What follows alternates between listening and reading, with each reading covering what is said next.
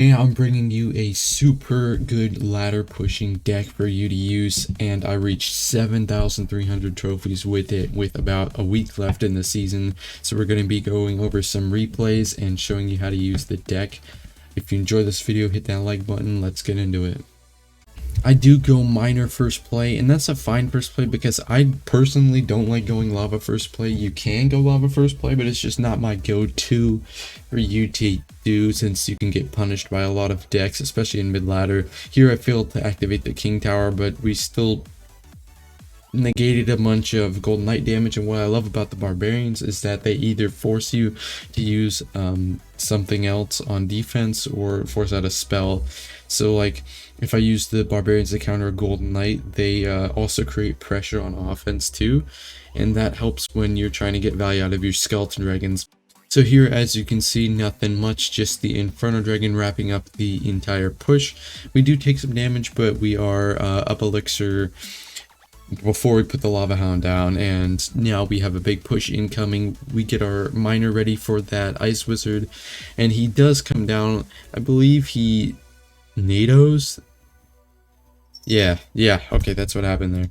So I used the miner to counter the golden knight here because I didn't want the golden knight to lock onto my tower since it does a really lot of damage. I don't know if that's a phrase used, but okay. He plays a tombstone here, and I decide, you know, if he wants to NATO that push, okay, you can go ahead. That loon is still gonna get a hit, and if you try and tornado it before it gets a hit, it'll come right back. And that's what happened here. He tornadoed early, so the balloon locked back onto the king tower. And there I had a little zap that I mistimed a little bit, but it didn't matter. We still took the tower, and so big gains there for us on offense. This is a very offensive deck, so that miner was good defense. When I say this is an offensive deck, that doesn't mean you can only play offense, you can't play any defense. I did a miner there that prevented all the golden knight damage, and the golden knight does a ton of damage, so you want to make sure you defend him if you're using this deck and you see him. So what we have seen here is that he's playing Royal Giant with no reset card, which means that he can't reset our Inferno Dragon, which means we can just put it behind our Lava Hound and gain a ton of value here. At this point, he goes in with this, oh, welcome to the Disney bundle. That's very nice. Thank you for that background music. Let's go back here for a second. He's playing the typical, like, control defense here, you see with Graveyard and stuff like that. He's got a tombstone, he's got NATO in his hand, he's got it poisoned down. He's got the ice wizard, and basically the arrows there are going to make it so the tombstone is almost dead, and it's going to help us take out the ice wizard here with our miner. And just like that, you know, the loon is barely going to get pulled by that. It's not going to go all the way over there. We do go with another lava in the pocket, just, you know, 2 lavas down. It's a lot of pressure on him. We've got skeleton dragons coming in. They're going to help attack the ice wizard, and they do end up dying to his poison, but overall it's fine. We did a ton of damage, and we're up about 2,000 going into overtime. Actually 2,400, sorry. So that's very good for us here. Now he goes all in the pocket, and he doesn't have a spell like fireball to take care of our barbs, so we just do 5 elixir. Even though we dropped an Inferno Dragon too, I dropped the Inferno Dragon because I wanted to use it on a counter push. That 5 elixir barbarians took out the 10 elixir push he put in the pocket, and Bards wouldn't have done that, Valkyrie wouldn't have done that, so that's why Barbs are very good, especially in this deck. I haven't tried classic lava with Barbs yet, but I might in the future. And so here he just goes with an ice wizard that was kind of weird. I guess he did it for the slow, but he misses a loon pull there with the tombstone, and it's just over after we arrow. So very nice matchup there, and a very good win. Alrighty, so here we do have a match versus Icebow. Icebow, not a very common deck recently, but this does show that you are able to beat Expo decks. 3.0 with archers is a pretty winnable matchup in my opinion. It's not a good matchup, but you can win it using the arrows and the loon, and making sure that you use miners on his Teslas and stuff, and I want to see how long we're sitting here, just so I don't have to... Yep, we mine our first play, which is a typical fine first play. And then Skeleton Dragons to wrap up the Valkyrie, arrows on the Ice Wizard there, just to kind of get our cycle going here. And a misplay there on my part, because our barbs didn't make the Expo retarget, and it would have been nice. We would have saved a lot of damage if it did. But versus Expo matchups, it really doesn't matter. They either take the tower or they don't take the tower, and that's how you play based on that. And the barbs, as you can see, they did also create a counter push, so that was pretty nice.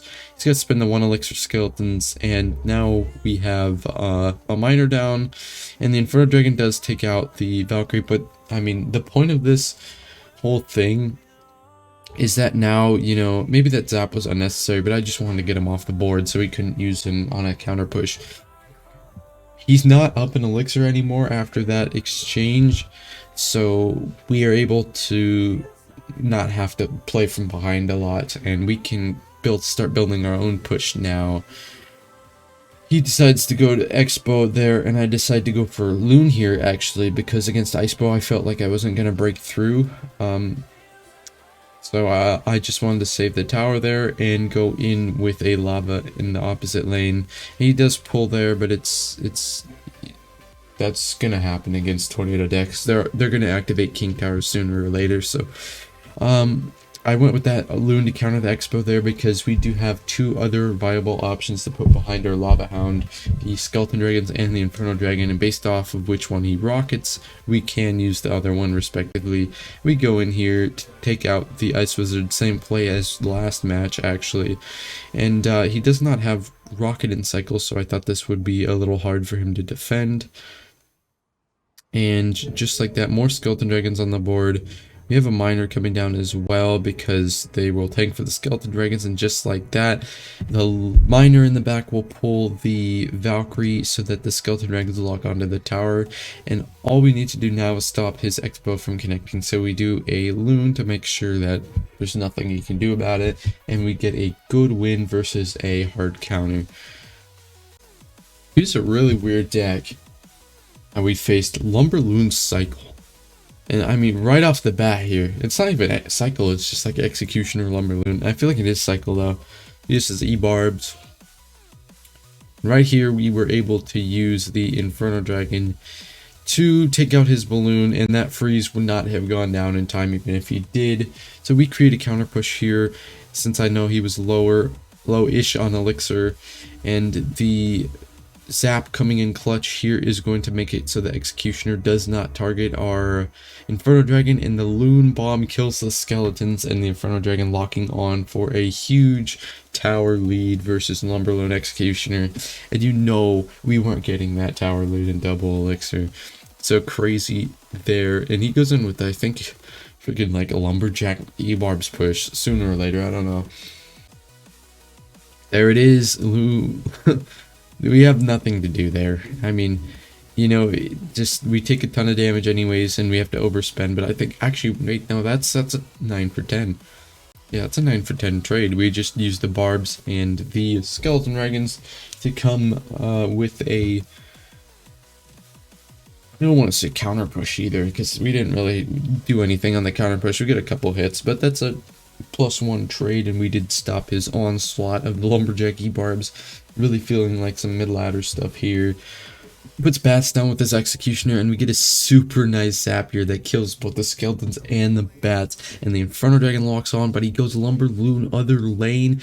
And what do? We only use the miner to counter it, because we can go all in on offense. I know he's low on elixir, so we sack the balloon and we go in with our own balloon, and just like that, he's down so much elixir and he is taking massive damage here.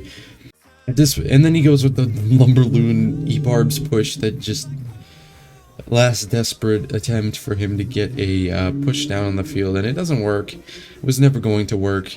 We're already up too much at this point, and I think this is a very bad matchup, but we did manage to clutch it up, so huge dubs for us there. He does come in with the freeze, but come on, dude. It's a bit late for that freeze. It's just a bit late.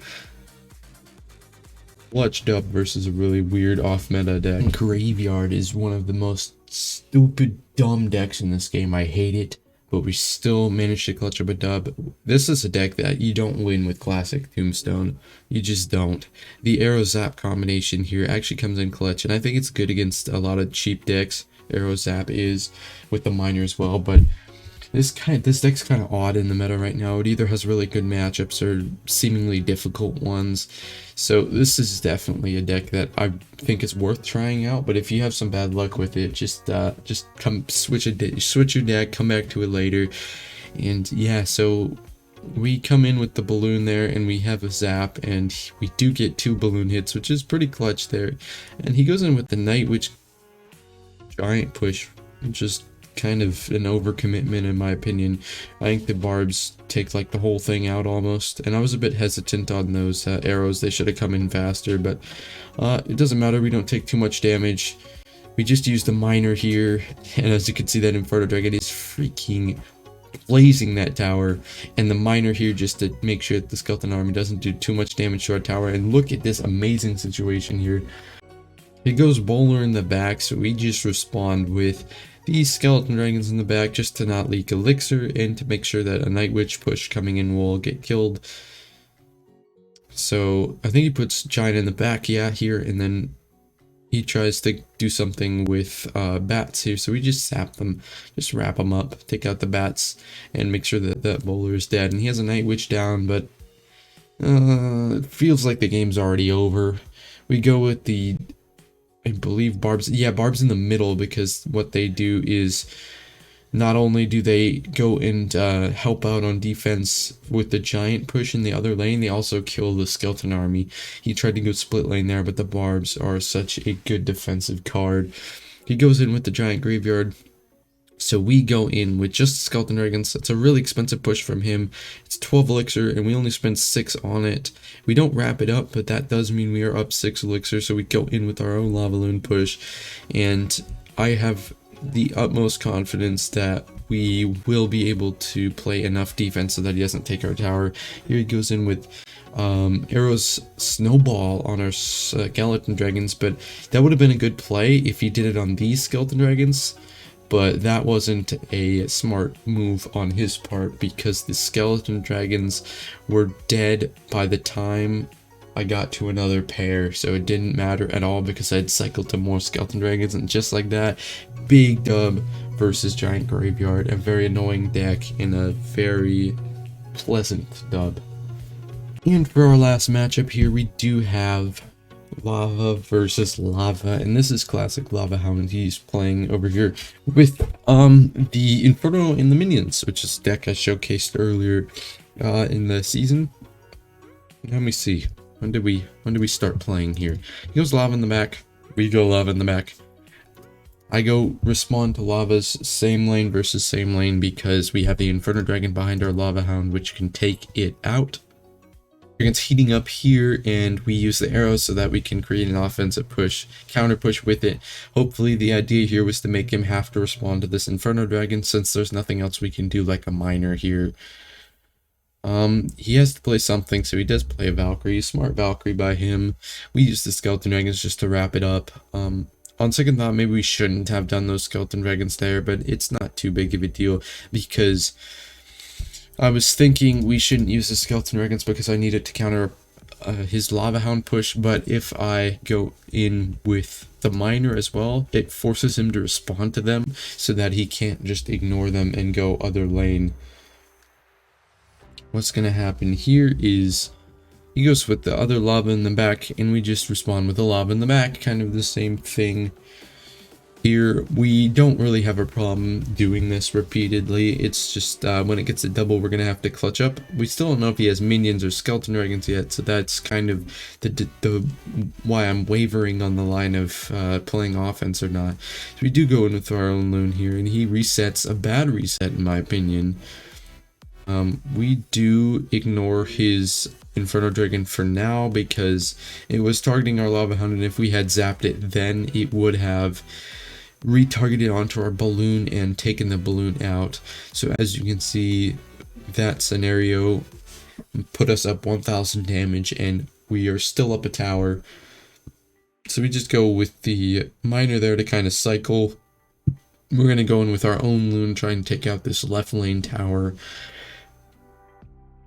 He goes loon behind his lava. We use skeleton dragons behind our lava, and that's to take out the Valkyrie. And then we just play one Inferno Dragon here to make sure that his push doesn't take our King Tower. And we go in with the arrows here on, I think it's the first minions of the game. Maybe it's not the first minions of the game and I'm just, you know, forgetting and wasn't paying attention. But here we just go in with the zap and get 2 balloon hits and the balloon death bomb. And just like that, we're up a ton of damage with just 14 seconds left in the game. We just go with the loon in the pocket. He goes with the tombstone, but really it's not too big of a deal because we just use these skeleton dragons plus the Inferno Dragon to make sure his loon doesn't get a hit. And then we miner arrows here to take out this tower and win. GG's. If you guys know, oh my god, we're still playing. Okay, well, if you guys did enjoy this video and want to try out this deck, please let me know your experience with it in the comments. Hit that like button. Let's get 1,400 subs and wish me luck on my push to 7,600 this season. See y'all later.